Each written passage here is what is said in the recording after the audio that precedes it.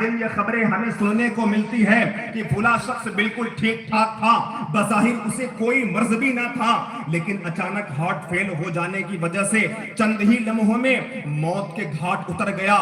لہٰذا بیجا خواہشات اور لمبی امیدوں کے بجائے ہر وقت اپنی موت کو یاد رکھنا چاہیے۔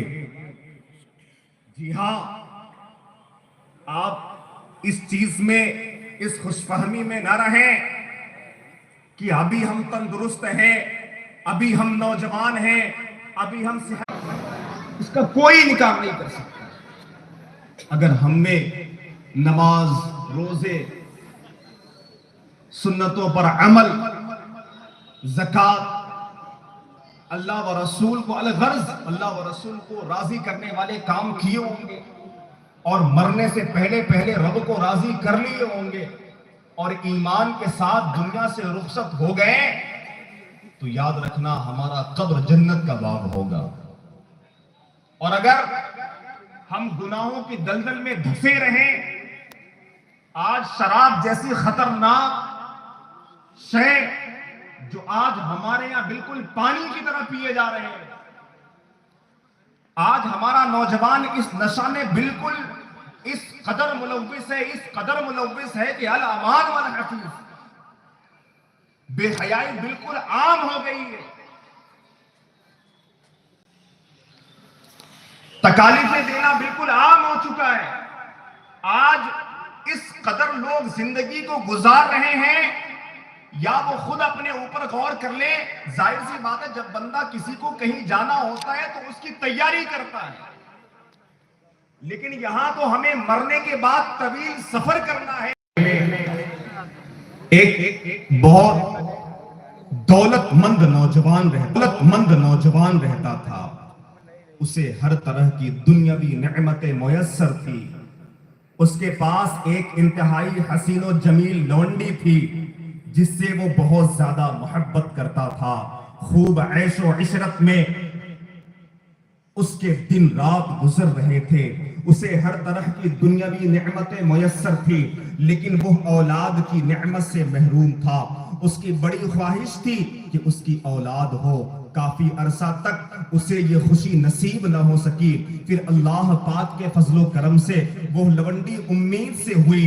اب تو اس مالدار نوجوان کی خوشی کی انتہا نہ رہی، وہ خوشی سے پھولے نہ سماتا تھا۔ انتظار کی گھڑیاں اس کے لیے بہت صبر آزماتیں، بالآخر وہ وقت قریب آ گیا جس کا اسے شدت کے ساتھ انتظار تھا، لیکن ہوتا وہی ہوتا جو اللہ پاک چاہتا ہے۔ اچانک وہ مالدار نوجوان بیمار ہو گیا، اور کچھ ہی دنوں کے بعد اولاد کی دیدار حسرت دل ہی میں لیے اس بے وفا دنیا سے کوچ کر گیا۔ اللہ، اتنی حسرت تھی نا اس کے اندر، کتنا بڑا مالدار تھا، بہت بڑا مالدار شخص تھا۔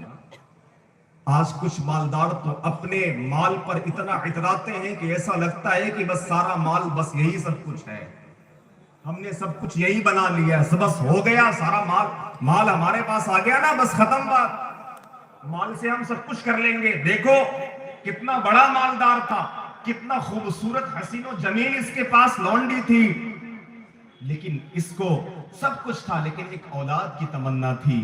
لیکن اولاد، بڑی شدت کے بعد اسے اولاد کی توفیق ملی تو یہ بے وفا دنیا سے کوچ کر گیا۔